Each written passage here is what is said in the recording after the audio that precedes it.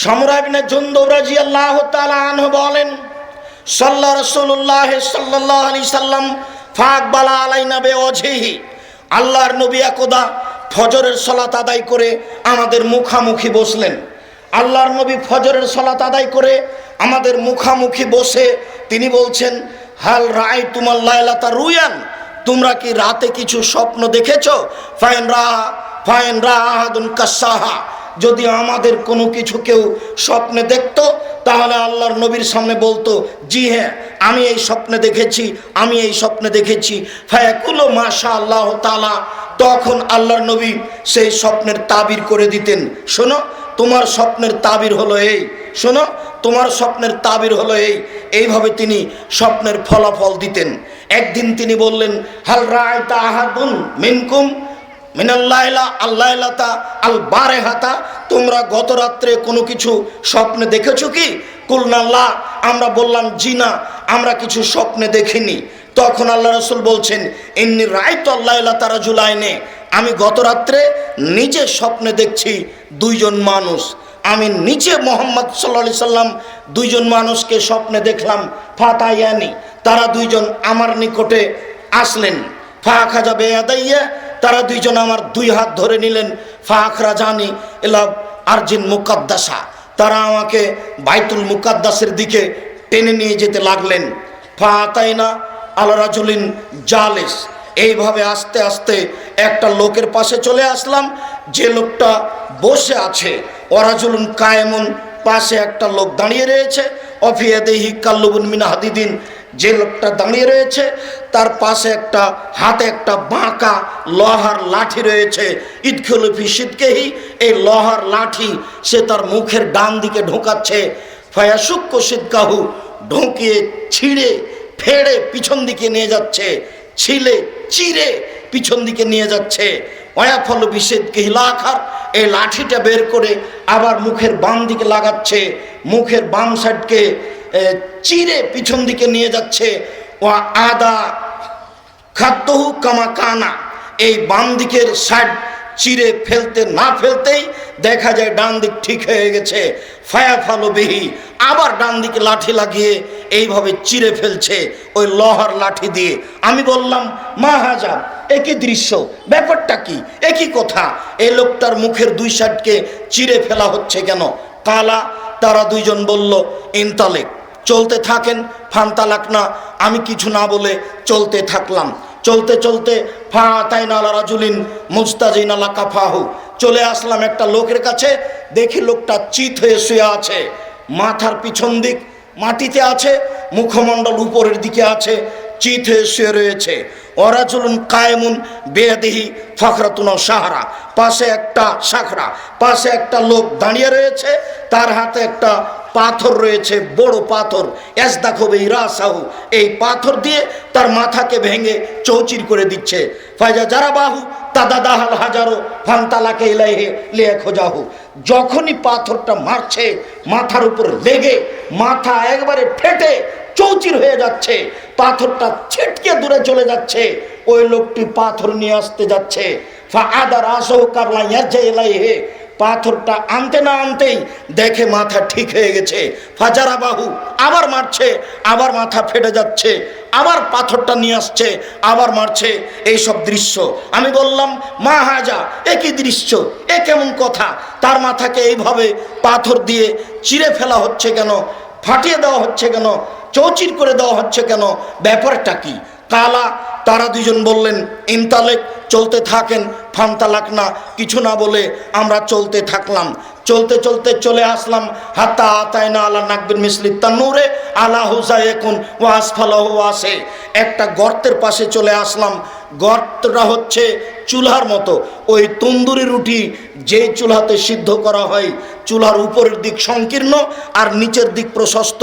এক চুলার পাশে চলে আসলাম, দেখি তাতাওয়াক্কাদতাহাতাহুন্নার, তার ভিতরে আগুন আছে, ধাঁধা ধাঁধা ধাঁধা করে আগুন উপরে চলে যাচ্ছে।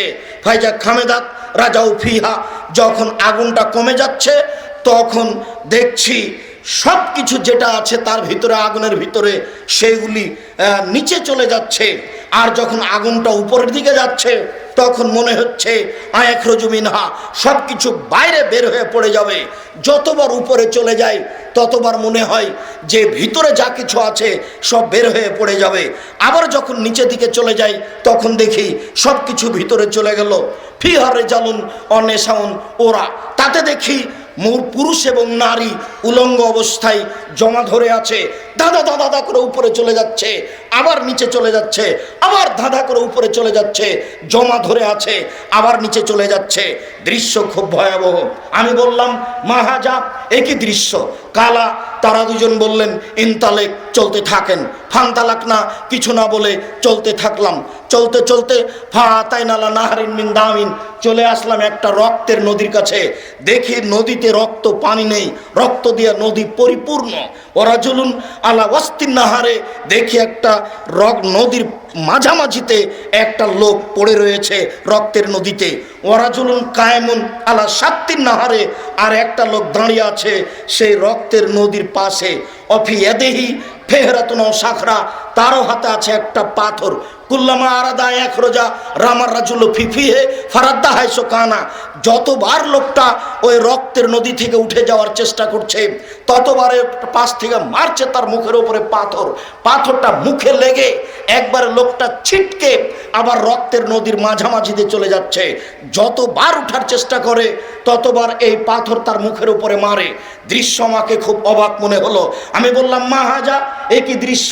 কালা, তারা দুইজন বললেন ইনতালেক, চলতে থাকেন। ফান্তালাক না, কিছু না বলে চলতে থাকলাম।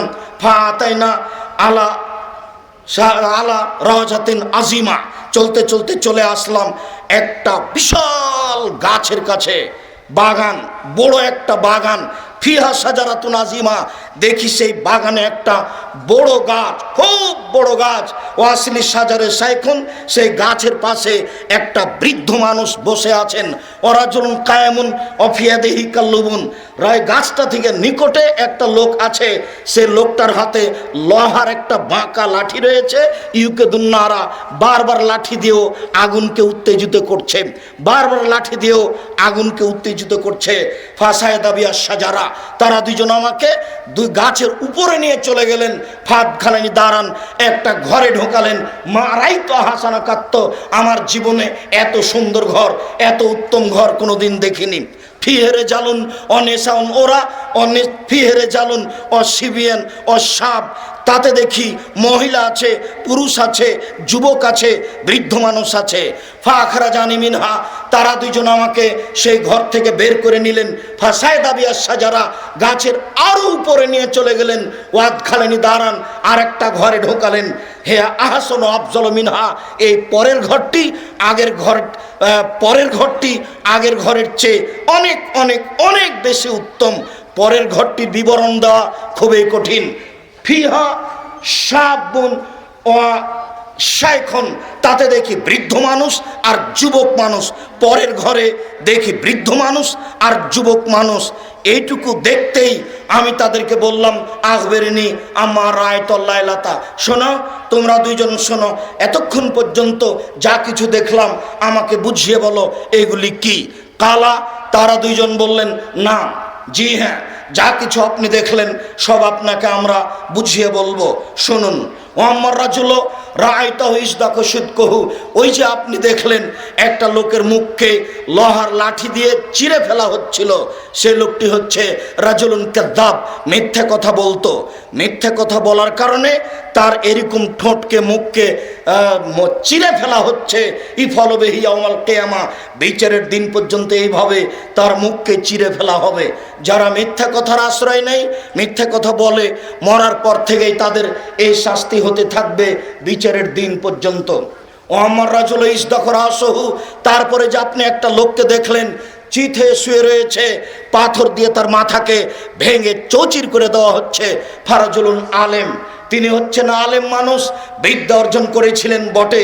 লাম ইয়ামাল বিমা ফিহি বিল্লাইলে, রাতে এলম অনুযায়ী আমল করতেন না, তাহাজ্জুদ পড়তেন না, কোরআন তেলাওয়াত করতেন না, তাসবিহ তাহলিল করতেন না, জিকির আজকার করতেন না।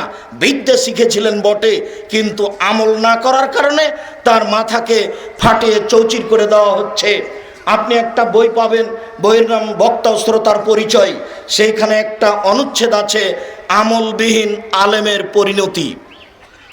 সেইখানে হাদিসটা দেওয়া আছে, তার মাথাকে ফাটিয়ে ফেলা হচ্ছে। এই জন্য আলেম মানুষ বটে, কিন্তু এলম অনুপাতে আমল করেনি, এই কারণে তার শাস্তি দেওয়া হচ্ছে। তারপরে যে আপনি দেখলেন একটি গর্ত, যে গর্তের ভিতরে ধাঁধা ধাঁধা করে আগুন জ্বলছে, অহমুজনাত, তারা হচ্ছে ব্যভিচারনী। তারা দুনিয়াতে জেনায় লিপ্ত হয়েছিল, তাই তাদেরকে উলঙ্গ করে দুইজনকে জমা করে আগুনে ফেলে দেওয়া হয়েছে। ধাঁধা ধাঁধা করে উপরে চলে যাচ্ছেন, আবার নিচে নামছে, আবার উপরে যাচ্ছে। আর একটু কথা এইখানে আপনাকে বলে রাখি, উমামা বাহিলি রাদিয়াল্লাহু তাআলা আনহু বলেন, রাসূল সাল্লাল্লাহু আলাইহি সাল্লাম বললেন, কুনতু নাইম, আমি ঘুমিয়েছিলাম, ফাতায়ানি রাজুলানে, আমার কাছে দুইজন লোক আসলেন। দুইজন লোক এসে আমার দুই হাত ধরে নিলেন, দুই হাত ধরে নিয়ে যাচ্ছেন। ফায়জানা বে কমিন, হঠাৎ দেখি অনেক মানুষ, আসাধ্য সাইন ইন্তেফাখান, ফুলে ফেফে 20 হাত 30 হাত 50 হাত 100 হাত উঁচু হয়ে আছে। ওয়ান্তানাও রি, খুব দুর্গন্ধের টিকা যায় না। কানা রিহুমাল মারাহিজ, মনে হচ্ছে যেন তারা গণশৌচাগার, মনে হচ্ছে যেন তারা গ্রামের টয়লেট, মনে হচ্ছে যেন তারা গণশৌচাগার, মনে হচ্ছে যেন তারা গ্রামের টয়লেট, মনে হচ্ছে যেন তারা গ্রামের টয়লেট, মনে হচ্ছে যেন তারা গ্রামের টয়লেট, গণশৌচাগার, টিকা জানে, এত গন্ধ।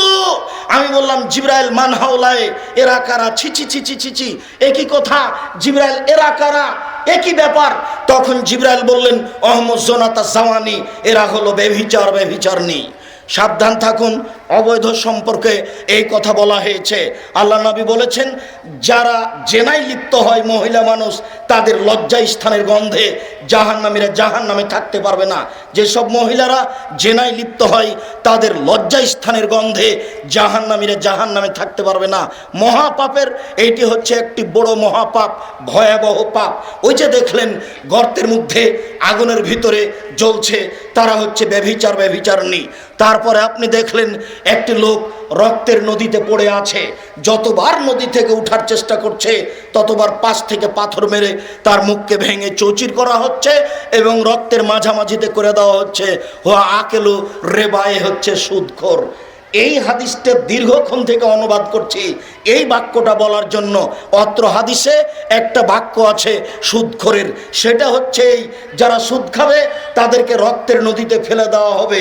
মরার পরে বিচারের দিন পর্যন্ত রক্তের নদীতে পড়ে থাকবে।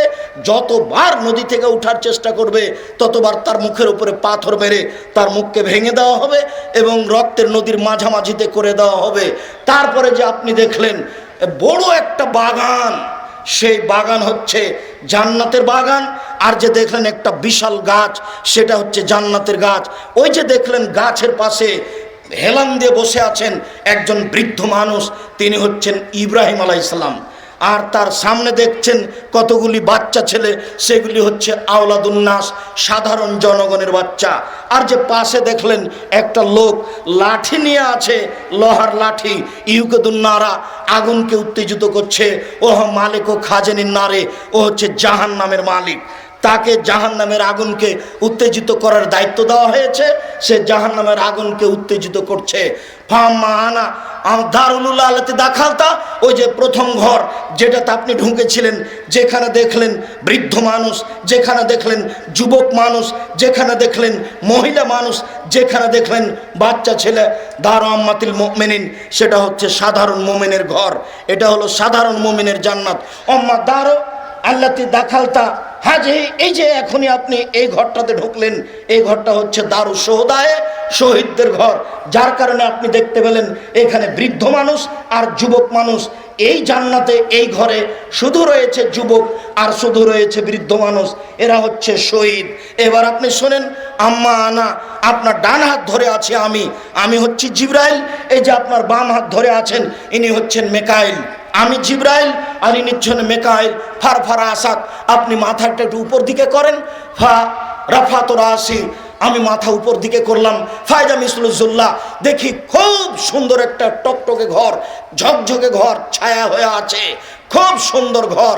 তারা দুইজন বললেন, জাকা মানজিলুকা, এটা হচ্ছে আপনার ঘর, এটা আপনার জান্নাত, আপনি এখানে থাকবেন। তখন আমি বললাম, দানি আদখুলুম জালি, তাহলে তোমরা দুজন আমাকে ছেড়ে দাও, আমি এই ঘরে ঢুকে যাই। তখন তারা দুইজন বললেন, লা, জি না, বাকি এলাকা উমরুন, আপনার বয়স বাকি আছে। এই যে ইকমালতা হয়ে যাক, মালতা হওয়া আতাইতা মানজিল আকা, যখন আপনার বয়স শেষ হয়ে যাবে তখন আপনি এই ঘরে চলে আসবেন। বুখারী। দীর্ঘ সময় ধরে যে হাদিসটি অনুবাদ করছিলাম সেটা বুখারীতে রয়েছে। উপদেশ নামে একটা বই পাওয়া যায়, সেই বইয়ের আপনার জাহান্নামের আলোচনায় এই হাদিসটা আছে। কে বড় ক্ষতিগ্রস্ত বা কে বড় লাভবান, জাহান্নামের আলোচনায় এই হাদিসটা আছে। কবরের শাস্তিতে এই হাদিসটা আছে, এটা কবরের শাস্তি বলে ইমাম বুখারী দেখিয়েছেন। সম্মানিত উপস্থিতি, অত্র লম্বা হাদিসে একটা কথা রয়েছে, সুদখোর। আপনাদেরকে আমি সুদ থেকে সাবধান থাকার অনুরোধ জানিয়ে বলছি। আবু হুরায়রা রাদিয়াল্লাহু তাআলা আনহু বলেন, লানা রাসূলুল্লাহ সাল্লাল্লাহু আলাইহি সাল্লাম আর রাসিয়াল মুরতাসিয়া, যারা সুদ খায়, যারা সুদ দেয়, যারা ঘুষ নেয়, যারা ঘুষ দেয়, তাদের উপরে অভিশাপ। যারা ঘুষ খায়, যারা ঘুষ দেয়, যারা ঘুষ নেয়, যারা ঘুষ দেয়, ওদের উপরে অভিশাপ, ওদের উপরে অভিশাপ। ঘুষ হারাম, সুদ হারাম, ঘুষ হারাম, সুদ হারাম। আপনাদেরকে এই বৈঠকে বিনীত অনুরোধ জানিয়ে এখান থেকে বিরত থাকার জন্য অনুরোধ জানাচ্ছি।